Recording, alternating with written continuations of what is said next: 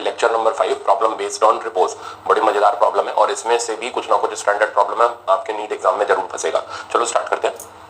अब जैसे सबसे पहले आता है पार्टिकल इन हेमिस्फेरिकल बाउल। ये कुछ स्टैंडर्ड केसेस हैं, मतलब आपको ओरिजिनली आईटी जेईई के हैं पर आपको हर जगह हर टेस्ट के अंदर आते हुए दिखाई देंगे।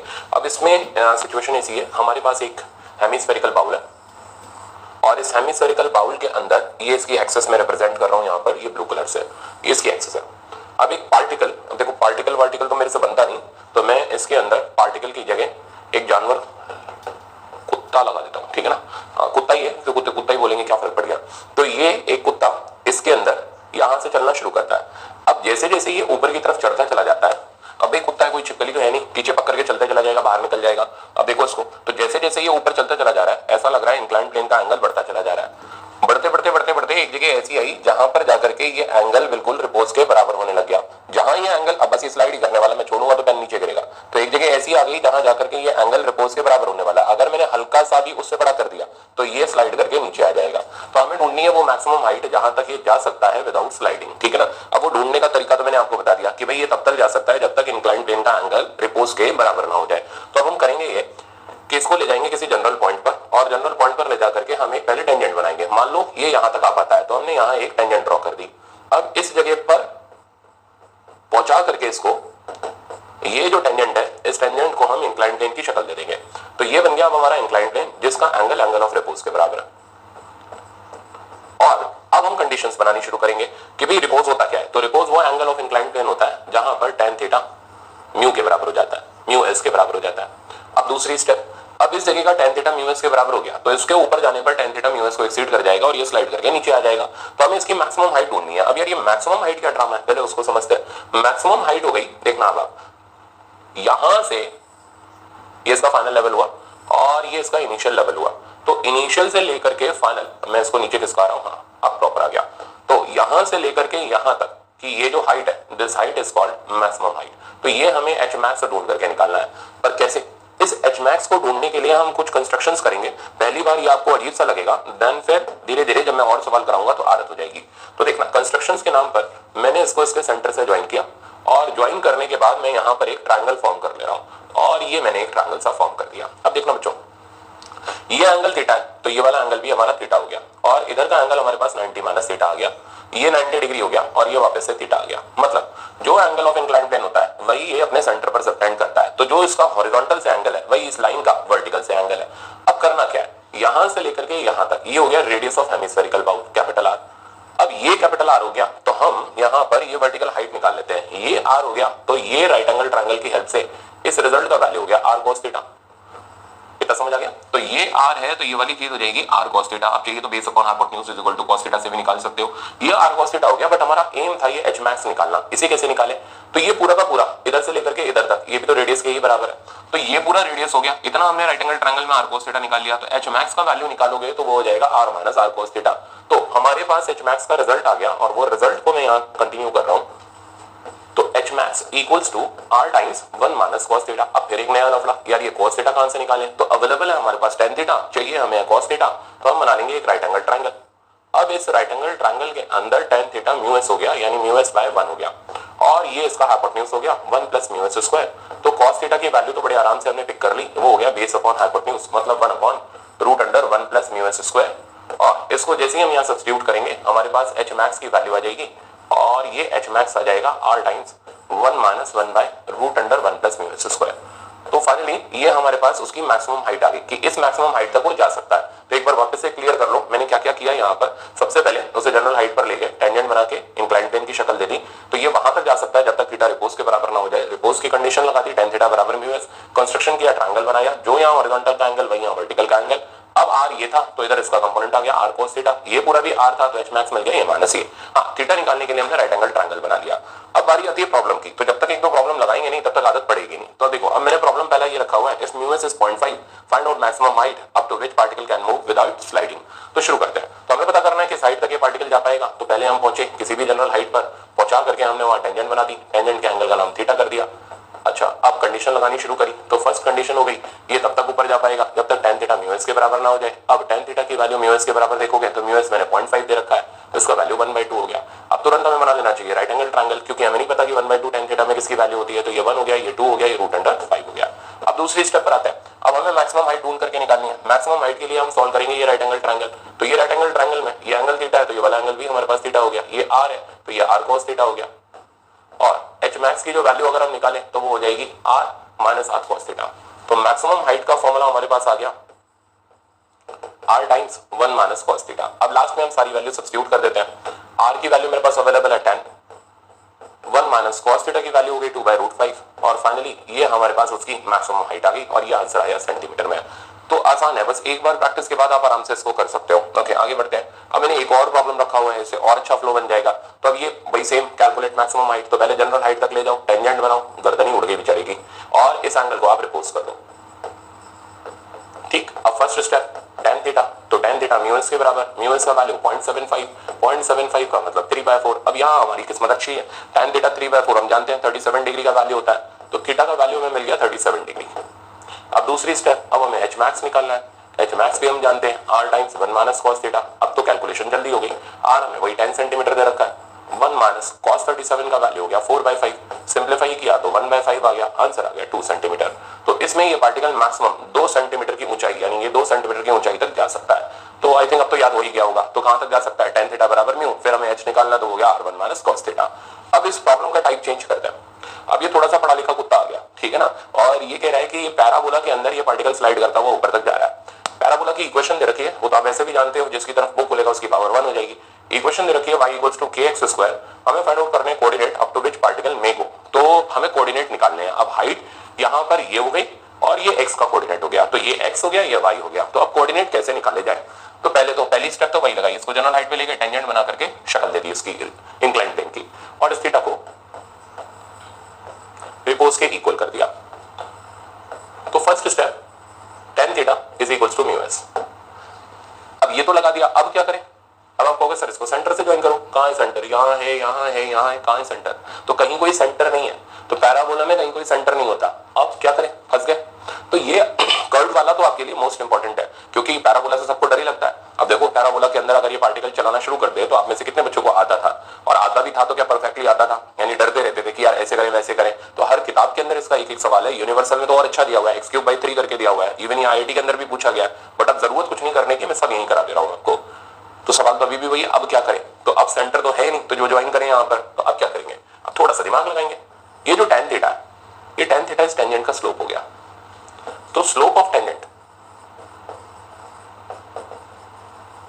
इस tan थीटा, और टेंजेंट का जो स्लोप होता है ना बेटा, वो होता है dy/dx, और dy/dx के लिए हमें ये इक्वेशन दे रखी है। मतलब हम इसे स्लोप ऑफ टेंजेंट लेंगे, और slope of tangent tan theta यानी dy/dx होता है। इस tan थीटा की वैल्यू यानी dy/dx की वैल्यू हम कर्व की इक्वेशन से निकाल लेंगे, और इसको डिफरेंशिएट करते ही हमें मिल गया 2kx। अब हम इसे म्यू एस के बराबर डालेंगे, तो कर्व्ड पाथ के अंदर tan थीटा dy/dx होता है, dy/dx निकाला और रिपोज के बराबर उसको डाल दिया। यहां से हमारे पास x का कोऑर्डिनेट आ गया μs/2 और साथ में k आ गया, तो x का कोऑर्डिनेट हमारे पास आ गया। अब लास्ट स्टेप रहेगी हमारी, हम y का कोऑर्डिनेट भी निकालना चाहते हैं, तो हम इस x की इक्वेशन को पैराबोला की इक्वेशन में डाल देते हैं। तो y = kx² में आप जैसे ही x को सब्स्टिट्यूट करोगे आपके पास ऑटोमेटिकली y आ जाएगा, जिसका वैल्यू हो जाएगा k times μs²/4k²। k cancel हो गया, आंसर आ गया μs²/4k। तो ये हमारे पास y का कोऑर्डिनेट आ गया। तो हमने x का कोऑर्डिनेट भी निकाल लिया, y का कोऑर्डिनेट भी निकाल लिया। अब हमें पता है कि पैराबोला के सवाल को कैसे सॉल्व करना है, बट अब शर्त ये 4 स्टेप नहीं चाहिए, एक लाइन के अंदर ही हमें उड़ा के चल देना है। तो उसके लिए मैंने प्रॉब्लम रखा है। तो देखो अब पैराबोला की इक्वेशन दे रखी है, y = x²/2, म्यू एस दे रखा है 0.5, हमें कोऑर्डिनेट पता करने हैं। तो जनरल हाइट पे ले गए, टेंजेंट बना करके रिपोज का एंगल के बराबर कर दिया। अब कंडीशन लगाई tan थीटा, अब tan थीटा को डायरेक्ट म्यू एस मत करो, पहले tan थीटा को dy/dx से निकालो।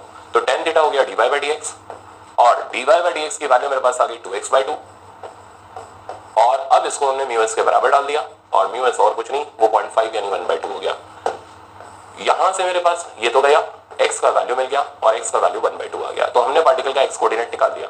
अब हमें y कोऑर्डिनेट निकालना है, तो हम पैराबोला की इक्वेशन में इस x को सब्स्टिट्यूट कर देंगे, और x को सब्स्टिट्यूट करते ही ये हमारे पास आ जाएगा 1/8।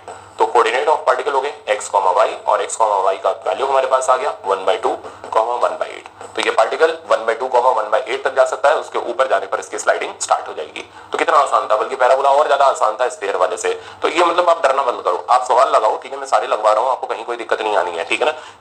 इतना अगर आप प्रैक्टिस कर गए तो भी आपका बहुत अच्छा लेवल हो जाएगा। तो ये कहता हूँ आईटी मेंस तक का लेवल आपका सही हो जाएगा, बट प्रैक्टिस तो करो। तो प्रैक्टिस करोगे तो फिर इससे डर अपने आप खत्म हो जाएगा। अब नेक्स्ट प्रॉब्लम पकड़ते हैं।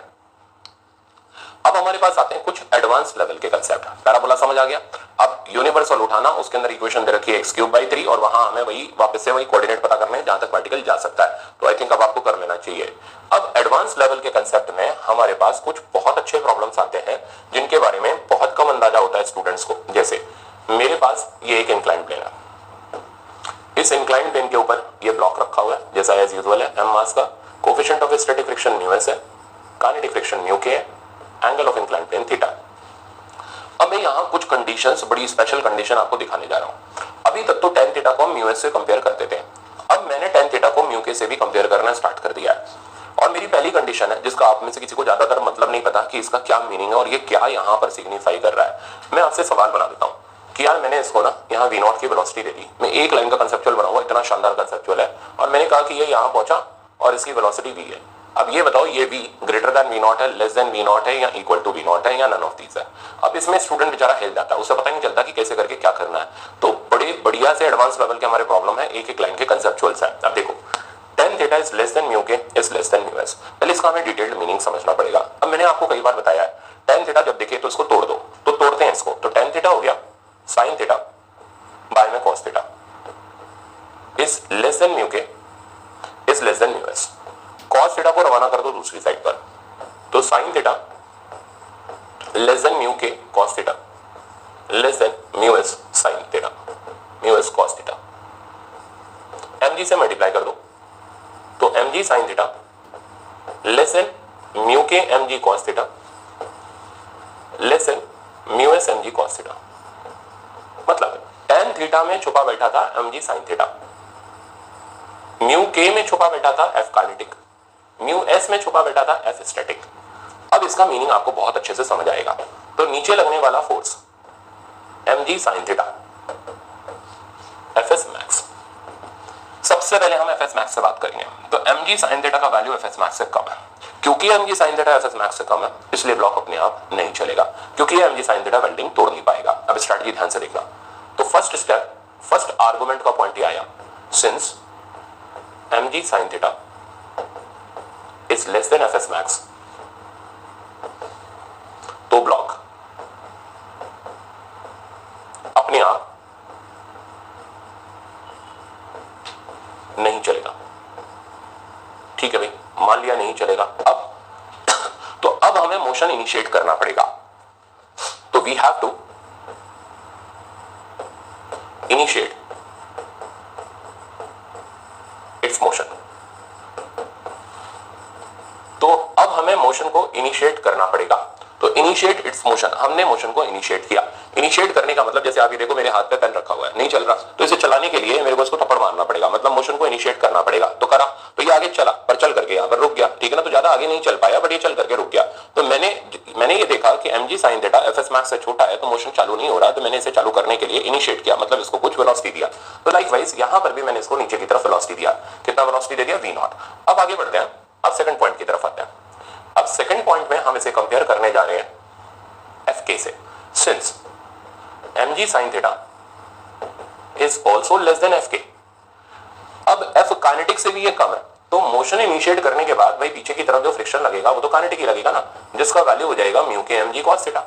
अब क्योंकि mg sin थीटा fk से भी छोटा है, इस बात का मतलब ये है नेट फोर्स पीछे की तरफ बची, यानी fk ज्यादा हो गया, mg sin थीटा कम हो गया, तो नीचे जाता हुआ ये ब्लॉक रिटार्ड करना स्टार्ट कर देगा।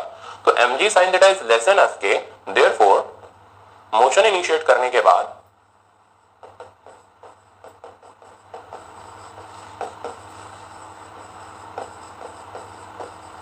ब्लॉक रिटार्ड करेगा।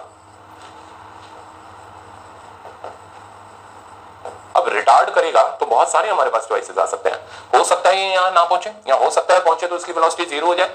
तो कुल मिलाकर के अगर हमें इसकी यहाँ वेलोसिटी चेक करनी है तो अब हमें पता चल गया mg sin थीटा fk से छोटा है, मतलब ब्लॉक का रिटार्डेशन होगा, यानी a का डायरेक्शन अपवर्ड होगा। ऐसे सिचुएशन में नीचे जाने पर इसकी वेलोसिटी कम होती जाएगी और हो सकता है यहाँ पहुंचने पर वेलोसिटी जीरो हो जाए। तो मेरे कंसेप्चुअल का जवाब तो यही आ गया कि v is less then v not. अब रिटार्डेशन करेगा तो रिटार्डेशन तो हमें पहले से पता होना चाहिए, तो वो इक्वेशन हो गई हमारी ज्यादा माइनस कम बराबर ma। तो मैं इसकी इक्वेशन लिखूं रिटार्डेशन की, तो अगर मैं यहाँ का रिटार्डेशन निकालूं तो मेरे पास तरीका आ गया म्यू के mg cos theta minus mg sin theta equals to ma। m पूरी इक्वेशन से गया और रिटार्डेशन का वैल्यू मेरे पास आ गया म्यू के g cos theta, sorry mu के g cos theta minus g sin theta. तो ये आ गया मेरे पास इस ब्लॉक का रिटार्डेशन। तो एक बार वापस से पूरी कंडीशंस दिमाग में सेट कर लो। tan theta less than mu S less than mu के, सबसे पहले म्यू एस से कंपैरिजन जाएगा। म्यू एस से छोटा है इसलिए वेल्डिंग नहीं टूटेगी, यानी हमें धक्का देना पड़ेगा। अब धक्का दे दिया, अब क्योंकि म्यू के से भी छोटा है इसलिए धक्का देने के बाद ये क्या करेगा, रिटार्ड करेगा, क्योंकि काइनेटिक फ्रिक्शन ज्यादा हो जाएगा, mg sin थीटा कम बढ़ जाएगा। रिटार्डेशन होने से इसकी वेलोसिटी कम होती जाएगी।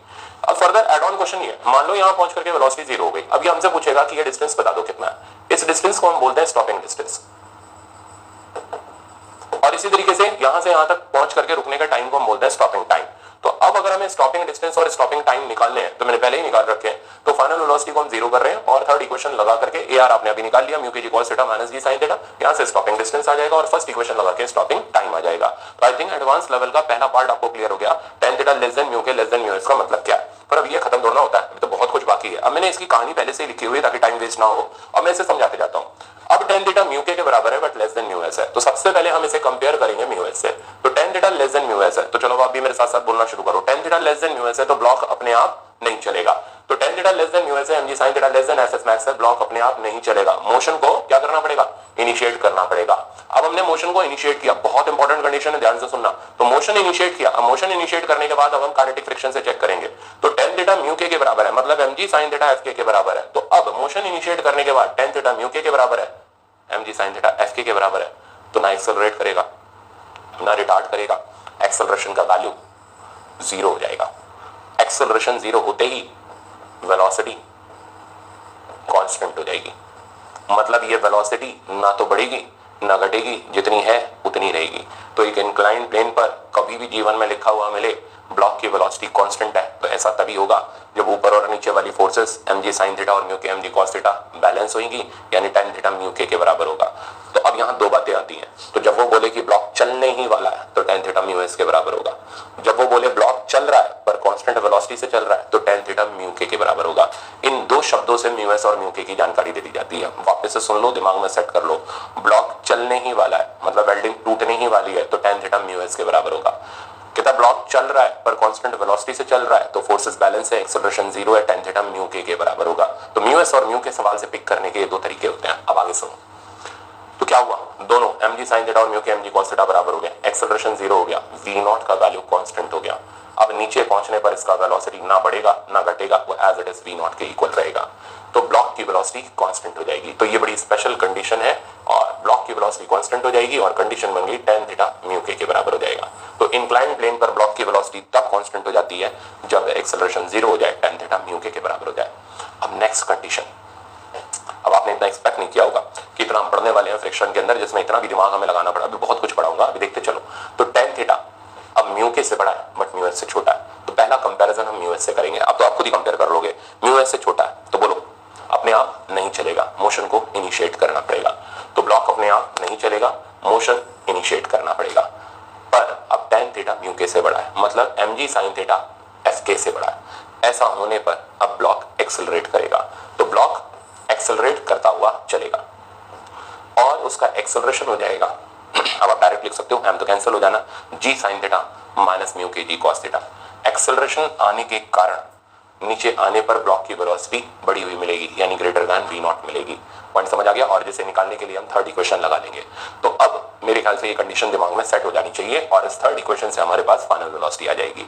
अब इसी तरीके से फोर्थ कंडीशन मैंने बनाई, tan थीटा म्यू एस के बराबर है पर म्यू के से बड़ा है। तो पहला कंपैरिजन म्यू एस से। अब आप बोलते जाओ tan थीटा म्यू एस के बराबर है, इसका मतलब mg sin theta fs max के बराबर है, मतलब ब्लॉक बस चलने ही वाला है, वेल्डिंग बस टूटने ही वाली है। तो देखो ऑप्शन, तो ब्लॉक का मोशन जस्ट स्टार्ट होने ही वाला है, to start this motion again we have to provide some velocity, तो हमें कुछ वेलोसिटी प्रोवाइड करनी पड़ेगी, कर दी। अब करते साथ ही कौन सा फ्रिक्शन आ गया, काइनेटिक, पर mg tan थीटा म्यू के से बड़ा है, मतलब mg sin थीटा f के से बड़ा है, तो ब्लॉक क्या करेगा, एक्सेलरेट करेगा, और इसका एक्सेलरेशन अगेन फिर से वही g sin theta minus mu के जी cos थीटा, और नीचे आने पर उसकी वेलोसिटी हमें ज्यादा मिलेगी, जिसको हम लोग अपना थर्ड इक्वेशन से कैलकुलेट कर सकते हैं। फिफ्थ कंडीशन, अब देखो लास्ट में हम लोगों ने सबसे बिल्कुल लास्ट में ये वाली कंडीशन उठाई है, जबकि सारे बच्चे generally tan theta greater than mu S करके ही निकल लेते हैं, तो tan theta is greater than mu S is greater than mu के। अब तो आप खुद बता दो, तो tan थीटा म्यू एस से बड़ा है तो ब्लॉक अपने आप चलेगा, म्यू के से भी बड़ा है तो एक्सेलरेट होते हुए चलेगा, और नीचे आने पर वेलोसिटी बढ़ी हुई मिलेगी और एक्सेलरेशन हो जाएगा g sin theta minus mu के जी cos थीटा। तो ये था पूरा एडवांस लेवल का एक बढ़िया सा कंसेप्ट जो मैंने आपको दिखाया। अब मैंने इस पे प्रॉब्लम रखा हुआ है, प्रॉब्लम ये है, अब देखो चलाने के दो तरीके हैं, या तो मैं इसे थप्पड़ मार करके चलाऊं या मैं एक नया स्टाइल पकड़ूं। इस सवाल के अंदर मैंने एक नया स्टाइल यूज किया है, ये आपके एआईपीएमटी में भी आया हुआ है, ठीक है ना। तो एक्सरसाइज नंबर 2 अगर के अंदर आप देखोगे तो ये प्रॉब्लम आपको दिख जाएगा, शानदार प्रॉब्लम है, और जो मैंने पढ़ाया उसी कंसेप्ट पर है। पढ़ो, as angle of inclined plane is slightly raised above 37 degree, block just start, meaning समझो 37 डिग्री से हल्का सा ऊपर करते ही ब्लॉक अपना मोशन स्टार्ट कर देता है। तो स्टार्ट कराने के लिए हम नहीं थप्पड़ मार रहे, हम बस इंक्लाइंड प्लेन को थोड़ा सा ऊंचा कर देते हैं, तो थोड़ा सा ऊंचा करते ही mg sin theta fs max से हल्का सा ज्यादा हो जाता है, तुरंत मोशन स्टार्ट हो जाता है। मोशन स्टार्ट होते ही काइनेटिक फ्रिक्शन आता है, ब्लॉक के पास वेलोसिटी आ जाती है। अब क्या करते हैं, अब आगे बढ़ो, now it is slightly reduced, तो अब हम इंक्लाइंड प्लेन के एंगल को थोड़ा सा कम कर देते हैं। अब कम करने से क्या होगा, mg sin थीटा घट जाएगा। Now block is slightly, now angle is slightly reduced and block is found to move with constant velocity। तो अब एंगल कम करते ही ब्लॉक कांस्टेंट वेलोसिटी से चलता है, मतलब नीचे लगने वाला mg sin थीटा ऊपर लगने वाले fk को बैलेंस कर लेता है। तो एक नया स्टाइल है, instead of initiating it's motion हम लोग खुद इनिशिएट करें, उससे बढ़िया हमने इंक्लाइंड प्लेन को उठा करके इसको इनिशिएट करवा दिया। अब जैसे ही मोशन चालू हो गया हमने फिर इसको डाउन करा दिया, अब ये मोशन कांस्टेंट वेलोसिटी से पकड़ गया, क्यों, क्योंकि अब जो mg sin थीटा है वो fk के बराबर कर दिया। तो पहले mg sin थीटा को fs max से थोड़ा सा ज्यादा करवाया जिससे मोशन चालू हो सके, और फिर जैसे ही मोशन चालू हुआ एंगल कम करके हमने उसको fk के बराबर करवा दिया ताकि वो एक्सेलरेट ना करे और उसका वेलोसिटी कांस्टेंट रहे। तो अब ये पूछ रहा है calculate mu S and mu के। अब म्यू एस और म्यू के कैसे निकालेंगे, बेहद आसान है। तो जहां पर मोशन स्टार्ट हो रहा है तो मोशन तब स्टार्ट होगा जब tan theta is greater than और इक्वल टू म्यू एस, क्योंकि जस्ट हल्का सा बढ़ाया है तो लिमिटिंग कंडीशन में हम इसे म्यू एस लेते हुए चलेंगे। तो कितने एंगल पर जाकर के मोशन स्टार्ट हो रहा है, तो 37 डिग्री पर, तो tan 37 हो गया म्यू एस के बराबर, यानी म्यू एस का बड़ा वैल्यू हमारे पास आ गया 3/4। इसी तरह अब म्यू के निकालते हैं, तो अब ये कहता है कि 30 डिग्री के एंगल पर ब्लॉक कांस्टेंट वेलोसिटी से चलता हुआ मिला। अब इंक्लाइंड प्लेन पर कांस्टेंट वेलोसिटी तो तभी होगी जब tan थीटा म्यू के बराबर होगा। अब हमने इस थीटा को 30 डिग्री डाल दिया और यहां से म्यू के का वैल्यू निकाल लिया, तो म्यू के का वैल्यू आ गया 1/√3। 1/√3 में आपको बता ही चुका कई बार 0.57, और 3/4 भी आप जानते हो 0.75। तो एक बहुत अच्छा प्रॉब्लम हमने बहुत सिंपल तरीके से कवर किया कि किस तरीके से हम म्यू एस और म्यू के और tan थीटा को मैनेज करते हुए चलते हैं। ओके, एक और प्रॉब्लम है। अब ये जो प्रॉब्लम आप देख रहे हो ये एक परफेक्ट न्यूमेरिकल प्रॉब्लम है, कहता है as block reaches p then velocity का ऑप्शन बताओ। तो अब आप करोगे क्या, आपको ब्लॉक की वेलोसिटी 10 मीटर पर सेकंड मैंने दे रखी है, लेंथ 1 मीटर दे रखी है, मतलब मैं दो क्वेश्चन एक ही क्वेश्चन के अंदर पूछ लूंगा, ग्रेटर देन लेस देन तो पूछ ही लूंगा, अब कितना होगा वो भी बता दो, वो भी पूछना जा रहा हूं। अब देखो हमें म्यू एस दे रखा है, म्यू के दे रखा है और थीटा दे रखा है, तो पहले हमें चेक करना पड़ेगा कौन किससे बड़ा है किससे छोटा है। तो चेक करने के लिए हम first of all tan theta निकालते हैं। tan थीटा का वैल्यू हो गया tan 37, tan 37 हो गया 3/4, 3/4 हो गया 0.75। अब चेक करो ये tan थीटा म्यू एस से तो छोटा है, बट इस tan थीटा की वैल्यू म्यू के से बड़ी है। अब इसका मीनिंग क्या है कि अपने आप नहीं चलेगा, मोशन को इनिशिएट करना पड़ेगा, इसलिए कर दिया इनिशिएट। कितनी वेलोसिटी से किया, 10 मीटर पर सेकंड से। कहता है अब tan थीटा म्यू के से बड़ा है, म्यू के से बड़ा है इसलिए एक्सेलरेट होते हुए चलेगा, यानी नीचे पहुंचने पर वेलोसिटी ग्रेटर देन v0 मिलेगी। तो उस हिसाब से ऑप्शन तो ए ट्रू हो गया। अब कितनी मिलेगी, अगर मैंने यही पूछ लिया नहीं निकाल के ही बताओ, तो अब हमें फुल फाइनल कैलकुलेशन करनी पड़ेगी। तो पहले तो ये डिसाइड कर लो एक्सेलरेशन है या रिटार्डेशन है, तो जवाब है एक्सेलरेशन है। एक्सेलरेशन होने पर पहले हम एक्सेलरेशन का वैल्यू निकालेंगे, वो हो गया g sin theta minus mu के जी cos थीटा। अब इसके अंदर हम डाटा सब्स्टिट्यूट कर देंगे, g हमारा tan हो गया, sin थीटा यानी sin 37 का वैल्यू हो गया 3/5 माइनस म्यू के का बेटा वैल्यू हमारे पास अवेलेबल है 0.5 इंटू जी की जगह tan आ गया और cos थीटा हो गया 4/5। सिंप्लीफाई करोगे तो tan तो मैं बाहर निकाल ले रहा हूं, अंदर बचा 3/5 माइनस 2/5, फाइनली आ गया 1/5। आंसर बहुत आसान आ गया 2 मीटर पर सेकंड स्क्वायर। तो मेरे पास ब्लॉक का एक्सेलरेशन आ गया 2 मीटर पर सेकंड स्क्वायर। अब फाइनल वेलोसिटी निकालनी है तो मैं थर्ड इक्वेशन लगा लेता हूं, v² = u² + 2as, और डाटा सब्स्टिट्यूट कर देते हैं। u² की जगह मेरे पास आ गया 100 + 2 ए की जगह हमारे पास आ गया एक्सेलरेशन जिसका वैल्यू हो गया 2 और एस मैंने दे दिया 1 मीटर। तो सिंप्लीफाई करने पर v स्क्वायर का वैल्यू आ गया 104 और v का वैल्यू आ गया √104 मीटर पर सेकंड। तो मेरे ख्याल से आज के लेक्चर में बहुत सॉलिड प्रॉब्लम आपको मिल गए कि किस किस तरीके से हम रिपोर्ट्स के प्रॉब्लम्स को अटेम्प्ट कर सकते हैं। अभी बाकी है। अब नेक्स्ट जो प्रॉब्लम हम देखने जा रहे हैं, ओरिजिनली ये आईटी का प्रॉब्लम है पर मेडिकल में इतना भर भर के दिया जाता है कि मतलब आप इसको तकरीबन हर एक टेस्ट के अंदर देख लोगे। तो मैं इसका शॉर्टकट बना के दूंगा, आप याद कर लेना और फिर इसको डायरेक्ट आप शॉर्टकट से अप्लाई करना। तो अब कहानी है 2 इंक्लाइंड प्लेन्स की।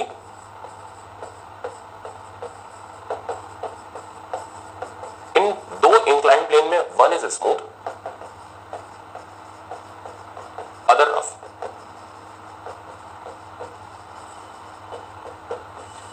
तो अब 2 इंक्लाइंड प्लेन की कहानी चल रही है जिसमें से एक स्मूथ है और एक इंक्लाइंड प्लेन रफ है। जैसे जैसे जैसे जैसे ये रहे हमारे 2 इंक्लाइंड प्लेन। इन दोनों इंक्लाइंड प्लेन्स में से पहला वाला स्मूथ है, तो मैं इसका कलर ही चेंज कर दे रहा हूं। तो पहला वाला स्मूथ है और दूसरा वाला जो इंक्लाइंड प्लेन है वो रफ है। तो यहां पर हम लिख लेते हैं कि भाई ये वाला इंक्लाइंड प्लेन ब्लू कलर वाला स्मूथ है और रेड कलर वाला रफ है, जिसका coefficient of kinetic friction mu है। अब कहानी ऐसी है, अच्छा म्यू मैंने एक ही दिया, ना म्यू एस दिया ना म्यू के दिया, तो मतलब हम यहां मानते हुए चलेंगे जो म्यू एस है वही म्यू के है। अब ये कहता है कि ब्लॉक को रखते हैं एक बार स्मूथ इंक्लाइंड प्लेन पर और एक बार रफ इंक्लाइंड प्लेन पर। दोनों में ही ब्लॉक नीचे आता है, तो भी स्मूथ में तो आएगा ही आएगा क्योंकि यहां तो कोई रोकने वाला ही नहीं है, पर रफ में भी नीचे आता है। रफ में भी नीचे आता है तो ये गारंटी हो गई ना कि अब tan theta is greater than mu, यानी ब्लॉक अपने आप चलता हुआ नीचे आएगा, हमें थप्पड़ मारने की जरूरत उसको नहीं है। तो ये कहता है स्मूथ में भी नीचे आता है और रफ में भी नीचे आता है। अब स्मूथ में यार नीचे लाने के लिए सिर्फ जी साइन थीटा हो गया और रफ में जी साइन थीटा में से mu G cos theta minus हो गया, यानी रफ वाले का एक्सेलरेशन ए आर वो स्मूथ वाले के एक्सेलरेशन से कम ही होगा। तो A R is less than AS. R stands for rough, S stands for smooth. तो रफ वाले का एक्सेलरेशन कम है और स्मूथ वाले का ज्यादा है, तो स्मूथ वाले में जल्दी नीचे आएगा और रफ वाले में देर से नीचे आएगा। अब सवालों में कैसे देते हैं, कहते हैं कि रफ वाले का जो टाइम लग रहा है वो स्मूथ वाले का टाइम का डबल है, ट्रिपल है, 4 टाइम्स है। तो मैं जनरलाइज कर दूंगा कि if time taken on rough inclined plane is n times the time taken on smooth inclined plane, then find mu। तो हमें म्यू का वैल्यू फाइंड आउट करना है। Length of inclined plane same है, वो हमने अपने तरफ से एल ले लिया। इनिशियली दोनों ब्लॉक को रेस्ट से छोड़ा गया था और अपने आप ये नीचे आ रहे थे, यानी यू 0 था। तो अब हमें म्यू का वैल्यू यहां पर निकाल करके इसको देना। अब किस तरीके से सवाल को स्टार्ट किया जाए वो देखो। सबसे पहले जनरलाइज वे में चलते हैं। हमें लेंथ ऑफ इंक्लाइंड प्लेन पता है दोनों के लिए बराबर है, इनिशियल वेलोसिटी पता है दोनों की 0 है, अलग अलग एक्सेलरेशन है। तो पहले नीचे पहुंचने का टाइम निकालते हैं। तो s बराबर ut plus half eighty square मैंने यूज किया, u वाला पार्ट 0 हो गया। अब इस सिचुएशन के अंदर अगर हम इसको सिंप्लीफाई करें तो s की जगह मेरे पास l आ गया, तो 2l/a का under root is equal to t आ गया। तो टाइम का जनरल फॉर्मूला मेरे पास आ गया फर्स्ट ऑफ ऑल, और ये आ गया अंडर रूट 2l/a। अब गिवन कंडीशन पकड़ते हैं। तो गिवन कंडीशन ये कह रही है कि time taken on rough is n times time taken on smooth. तो इसके अंदर अब हम सारा डाटा सेट कर देते हैं। टाइम टेकन ऑन रफ हो गया 2l/ar, जहां ar हो गया रफ वाले का acceleration, n times time taken on smooth हो गया 2l/as, जहां as हो गया स्मूथ वाले का एक्सेलरेशन। 2l से 2l वाला पार्ट कट गया। अब आगे बढ़ने के लिए हम स्क्वायरिंग कर लेते हैं। तो स्क्वायरिंग करके हमें मिल गया as बराबर n स्क्वायर ar। अब थर्ड स्टेप, अब इसमें इनके एक्सेलरेशन का डाटा पुट कर देते हैं और जो क्वेश्चन में हमें बाहर निकालना है म्यू वो हम आउटपुट में ले लेंगे। as का डाटा हम यहाँ पुट करें तो as यानी acceleration on smooth inclined plane g sin theta हो गया, n स्क्वायर को एज इट इज छोड़ा, ar का वैल्यू हो गया मेरे पास g sin theta minus mu g cos theta. अब फर्दर सिंप्लीफाई करते हैं, g से g हमारा पूरी इक्वेशन से कैंसिल हो गया, इधर बचा sin theta equals to n square sin theta minus mu n square cos theta. अब आप क्या करोगे, साइन वाला साइन की साइड, कॉस वाला कॉस की साइड, मतलब कॉस वाला दूसरी साइड, तो इसको इधर साइड लाते हैं। तो mu n square cos theta equals to n square minus 1 times sin theta. इसको इधर साइड लिया और साइन मैंने कॉमन निकाल लिया। यहां से म्यू का एक फॉर्मूला डेवलप हो गया और मैं इसको कलर चेंज करके लिख रहा हूं और म्यू का एक स्टैंडर्ड फॉर्मूला आ गया, म्यू बराबर n square minus 1 divided by n square times tan theta. जहां पर n वो फैक्टर है जिससे रफ वाले का टाइम स्मूथ वाले का टाइम का n टाइम्स है। अब जैसे बोले रफ वाले का टाइम डबल है तो हम n की जगह 2 डाल देंगे, ट्रिपल है तो n की जगह 3 डाल देंगे, तो जैसा भी फैक्टर दे रखा है वैसा हम सब्स्टिट्यूट कर देंगे। तो ये हमारा एक स्टैंडर्ड रिजल्ट बन गया जिसको मैं शॉर्टकट की तरह इस्तेमाल करता हूं, जिसको आप प्रॉब्लम में डायरेक्ट लगा सकते हो। हाँ, अब ध्यान रखना यहाँ पर रफ वाला स्मूथ वाले का n टाइम्स है। ऐसा ही शॉर्टकट मैं आगे भी बनाऊंगा, 2 से 3 शॉर्टकट n टर्म्स वाले हमारे पास रहते हैं। अच्छा, अब इसमें आए हुए प्रॉब्लम देख लेते हैं। तो AIEEE में जो प्रॉब्लम आया था और आपके मेडिकल में जो आया हुआ है वो प्रॉब्लम इस तरीके का है। तो प्रॉब्लम में उसने इंक्लाइंड प्लेन दे रखा है और भाई 2 इंक्लाइंड प्लेन दे रखे हैं, एक रफ और एक स्मूथ। तो रफ वाला और स्मूथ वाला ये डायग्राम जनरली गिवन होता है क्वेश्चन में। 45 डिग्री दोनों का इंक्लिनेशन भी दे दिया, मतलब एक चीज तो खत्म कर दी देकर के, और वो चीज है आपको थीटा दे दिया। कहता है if time taken to slide down on rough inclined plane is double the time taken to slide down on a smooth inclined plane. Calculate mu का वैल्यू। तो हमें इसमें म्यू का वैल्यू निकाल करके देना है। तो ये क्वेश्चन में स्ट्रेट फॉरवर्ड गिवन है कि रफ वाले का टाइम स्मूथ, अब हम प्रॉब्लम को फटाक से सॉल्व कर देते हैं। तो time taken on rough is 2 times time taken on smooth. We have to find out mu, direct लगा दो result, n square minus 1 by n square times हमारे पास आ गया tan थीटा। सिंपलीफाई करोगे तो mu equals to n square की जगह 2 आ गया, यानी 4 minus 1 by 4 into tan theta की जगह हमारे पास tan 45 आ गया, और बहुत ही आसान सा रिजल्ट बन गया, म्यू इक्वल्स टू 3/4। तो अब आपने देखा कितनी लाइफ आसान हो गई कि हम लोग फटाफट से प्रॉब्लम को कर ले रहे हैं, ठीक है ना, हमें दिक्कत नहीं आ रही इस प्रॉब्लम को अटेम्प्ट करने में। तो ये था आपका पहला शॉर्टकट। अब इसी तरह ये क्या करते हैं, बुक अब सारा मैं करा दूंगा तो फिर आप बुक में क्या प्रैक्टिस करोगे, तो इसलिए मैं ज्यादा इसमें एंगल छेड़ नहीं रहा। अब भाई क्या दे देगा आपको किताब में, 60 डिग्री एंगल कर देगा, म्यू दे देगा तो फिर थीटा पूछ लेगा, तो यही 2 काम इसके लगे रहते हैं। एन दे देगा म्यू दे देगा तो थीटा पूछेगा, एन दे देगा थीटा दे देगा तो म्यू पूछेगा। अब सारा मैं कर दूंगा यहाँ पर, फिर आप प्रैक्टिस कहां से करोगे। तो कुछ लिमिटेड सवाल है तो थोड़ा आप भी घर पे प्रैक्टिस करो, यूनिवर्सल उठाओ, आपको वहां पर प्रॉब्लम मिल जाएगा, ठीक है ना। या फिर एलन का मॉड्यूल उठा के भी आप इसको कर सकते हो, वहां पर भी आपको प्रॉब्लम दिख जाएगा एक्सरसाइज नंबर 1 में लास्ट में जाकर के, ठीक है। अब आगे बढ़ते हैं।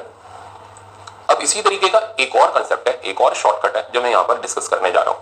तो नेक्स्ट जो शॉर्टकट है मेरे पास वो ये है, कहता है एक रफ इंक्लाइंड प्लेन पर हम ब्लॉक को ऊपर प्रोजेक्ट करते हैं। जैसे मैंने इस ब्लॉक को ऊपर फेंका तो ये ऊपर गया पर वापस लौट के नीचे भी आ गया, ठीक है ना। तो ऊपर तो गया बट वापस लौट करके नीचे भी आ गया। अब यहां पर ऊपर जाने का टाइम और नीचे आने का टाइम, उसके बीच का रिलेशन हमें गिवन होता है। अब सुनना, तो मोशन ऑफ ब्लॉक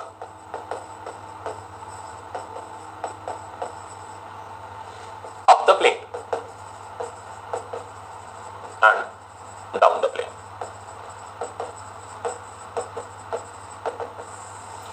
तो अब पहले हम इसकी एनालिसिस करते हैं, फिर हम इसका शॉर्टकट डेवलप करेंगे। देखना, तो थीटा एंगल का ये इंक्लाइंड प्लेन है, हमने m मास के ब्लॉक को u के सम वेलोसिटी से ऊपर की तरफ प्रोजेक्ट कर दिया।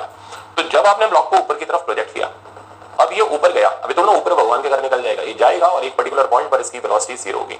अब 2 बातें होंगी, या तो ये आएगा या ये वहीं रुक जाएगा। अब कब आएगा कब रुक जाएगा वो देखो। तो मैंने पेन को हिट किया, पर हिट ज्यादा जोर से हिट करूंगा तो उड़ जाएगा ना, तो हिट किया, तो हिट करते ही ऊपर गया पर से लौट के नीचे भी आ गया। क्यों नीचे आ गया, क्योंकि tan थीटा म्यू से बड़ा था, इसलिए mg sin थीटा खींच के नीचे ले आया। वहीं अगर ये एंगल छोटा कर दूं, अब अगर मैं इसको हिट करूं तो ये गया, पर देखो किस्मत अच्छी थी, रुक गया। अब लौट करके नहीं आ रहा, तो लौट के आना तभी पॉसिबल है जब tan theta is greater than mu. तो अगर गया और लौट के आया, ठीक है ना, और वापस मिला हमें इसी जगह पर बॉटम पर, तो ये गारंटी है कि tan theta is greater than mu होगा। अच्छा, तो अब सवाल में आगे बढ़ते हैं और इसके अंदर हम पहले फोर्सेस लगाते हैं। तो जब हमने ब्लॉक को ऊपर प्रोजेक्ट किया तो mg sin थीटा नीचे लग रहा था। अब चेक करो, काइनेटिक फ्रिक्शन भी नीचे ही लगेगा, यानी काइनेटिक फ्रिक्शन और mg sin थीटा दोनों मिलके इसको रिटार्ड कराएंगे, मतलब रिटार्डेशन ज्यादा हो गया। तो ज्यादा हो गया, जो चीज ज्यादा हो गई, जैसे एक्सेलरेशन ज्यादा हो गया तो जल्दी नीचे आएगा, रिटार्डेशन ज्यादा हो गया तो जल्दी रुक जाएगा। आप इसको ऐसे समझो, मान लो आप स्कूटी चला रहे हो, स्कूटी तो सबको चलानी आती है यार, स्कूटी नहीं साइकिल आती होगी, रिक्शा आता होगा, कुछ तो चलाना आता ही होगा। तो मान लो स्कूटी चला रहे हो, ठीक है ना। अब स्कूटी के ब्रेक आपने नए नए लगवाए हैं, बड़े पावरफुल ब्रेक है, 60-70 की स्पीड में स्कूटी चला रहे हो, अचानक सामने कुत्ता आ गया, तो सबसे पहले क्या करोगे, कुत्ते को थोड़ा ना दे मारोगे, पहला काम ब्रेक मारोगे। तो आपने क्या किया, दोनों ब्रेक को पूरी पावर से अप्लाई कर दिया। अब दोनों ब्रेक आपने लगा दिए तो स्कूटी का रिटार्डेशन बहुत ज्यादा था, क्योंकि आपने नए ब्रेक लगवाए थे, फटाफट से स्कूटी रुक जाएगी। वहीं अगर यही ब्रेक पुराने किसे हुए ब्रेक होते हैं तो बेचारा गया था कुत्ता और गए थे आप भी, क्योंकि टकरा करके पलट जाते हैं। तो अगर रिटार्डेशन पावरफुल है तो गाड़ी जल्दी रुक जाएगी, ठीक है ना। और अगर एक्सेलरेशन पावरफुल है तो गाड़ी जल्दी से हाई वेलोसिटी पर आ जाएगी। अब जैसे स्कूटी का रिटार्डेशन तो पावरफुल था बट 60 की स्पीड में लाते लाते रोना पड़ गया क्योंकि उसका एक्सेलरेशन वीक है, इंजन वीक है, समझ गए ना। वहीं अगर हायाबुसा होती 60 से 0 पर भी बड़ी जल्दी जाती और 0 से 60 पर भी बड़ी जल्दी आती क्योंकि रिटार्डेशन भी पावरफुल है और एक्सेलरेशन भी पावरफुल है। तो मेरे ख्याल से इतने एग्जांपल में समझ आ गया होगा। तो अब ये दोनों मिलकर के रिटार्ड करा रहे हैं तो इसलिए ब्लॉक ऊपर जाने में जल्दी रुकेगा क्योंकि दोनों mg sin थीटा और f के एक साथ मिलकर के इसको रिटार्ड करा रहे हैं। तो इन अपवर्ड जर्नी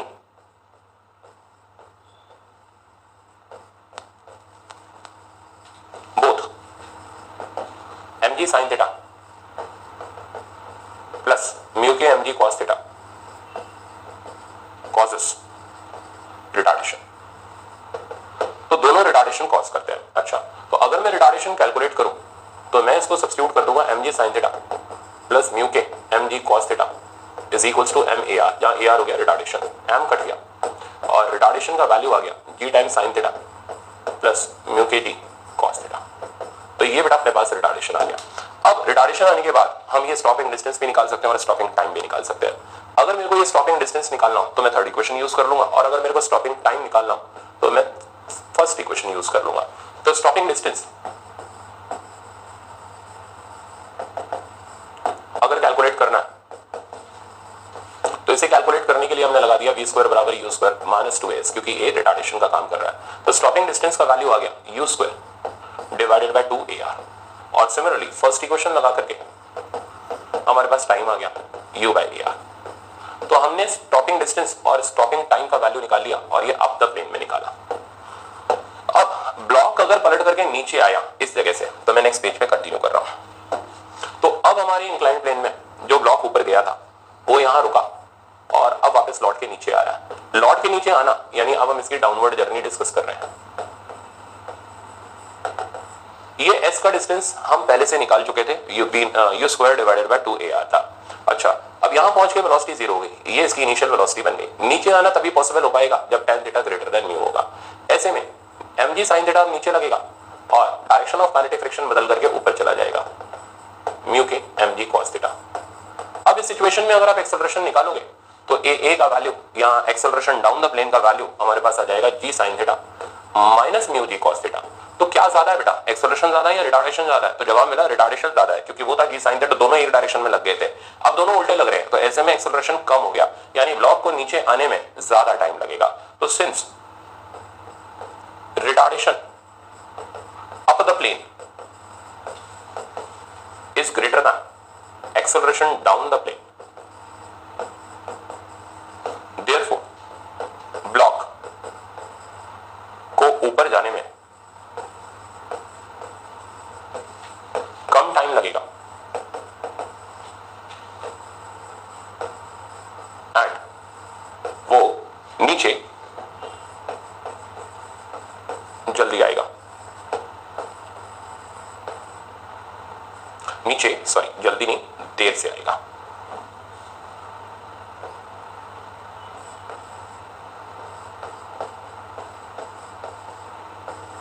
तो ब्लॉक नीचे देर से आएगा मतलब time taken by block to move up the plane is less than time taken by block to move down the plane.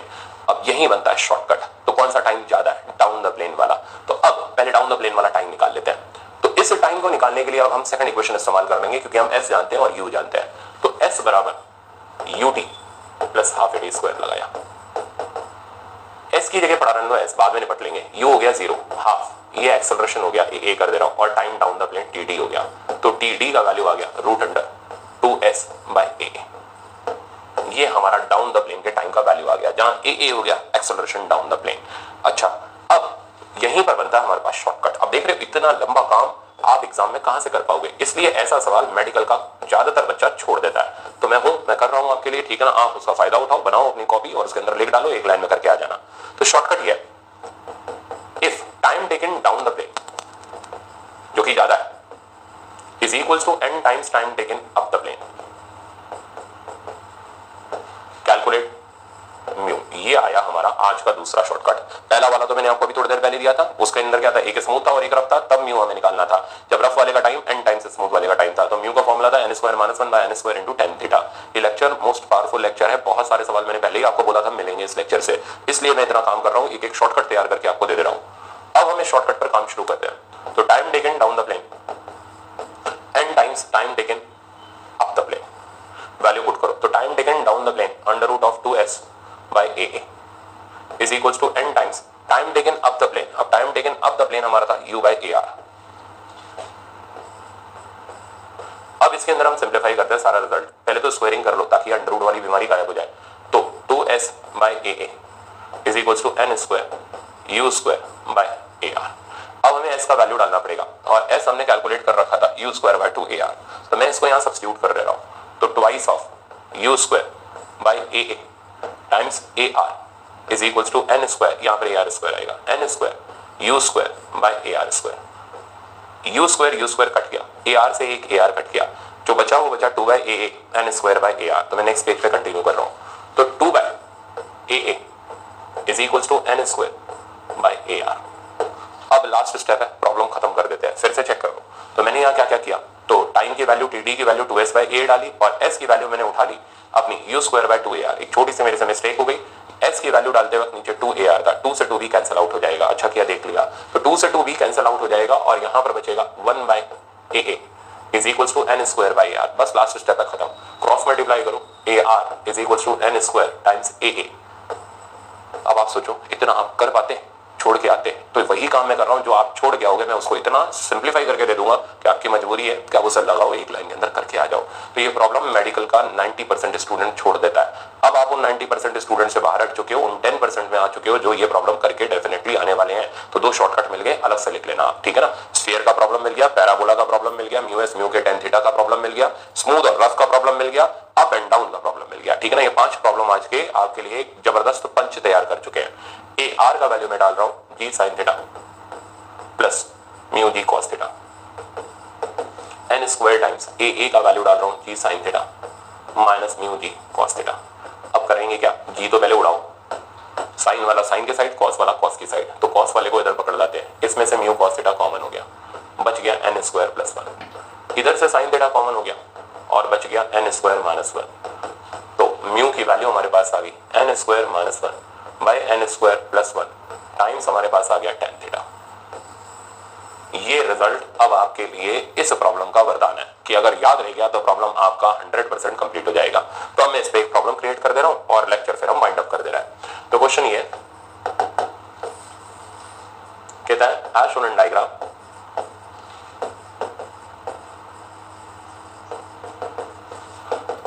Block is given velocity upward. तो ब्लॉक को ऊपर की तरफ वेलोसिटी दी गई। If it takes twice the time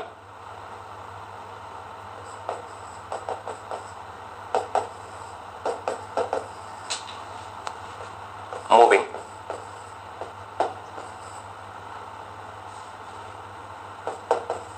down the plane then up the plane calculate mu. अब इतना बेचारा कहां स्टूडेंट समझ पाएगा कि down the plane up the plane की कहानी क्या क्या चल रही है। तो इसलिए इस सवाल को छोड़ना बनता भी है और कैलकुलेट करने में बहुत ज्यादा टाइम लगेगा, इसलिए शॉर्टकट का होना बड़ा जरूरी है। तो अब आप जानते हो कि इसके अंदर पहले तो ये ऊपर गया और फिर लौट करके नीचे आया। तो ये कहता है time taken up the down the plane is twice, तो T down is twice theta. तो अब हमें तो वही n का वैल्यू मिल गया 2 है, थीटा का वैल्यू मिल गया 45 है, हम तो उड़ा दे रहे सीधे लगा करके। तो म्यू बराबर रिजल्ट लगाया n square minus 1 by n square plus 1 times मेरे पास आ गया tan थीटा। तो n स्क्वायर माइनस 1 का मतलब हो गया 4 माइनस 1 यानी 3 और नीचे हो गया 4 प्लस 1 यानी 5 और tan 45 हो गया 1। तो लो भाई म्यू का वैल्यू हमें मिल गया 3/5। अब इससे ज्यादा आप क्या आसान डिमांड करोगे, पूरा प्रॉब्लम की धज्जियां उड़ा गए और एक लाइन में हम लोगों ने प्रॉब्लम को खत्म कर दिया। तो अब आप इस लेक्चर को अच्छे से रिवाइज करो, जल्दबाजी में मत आना। पहले इस लेक्चर पे बेस्ड यूनिवर्सल उठा करके प्रॉब्लम देख लो, प्रैक्टिस करो, फिर आप अगला लेक्चर देखना, वो और भी ज्यादा अच्छा है जिसमें मैं बताऊंगा कि मिनिमम और मैक्सिमम फोर्सेस कैसे लगाई जाती है। Thank you so much.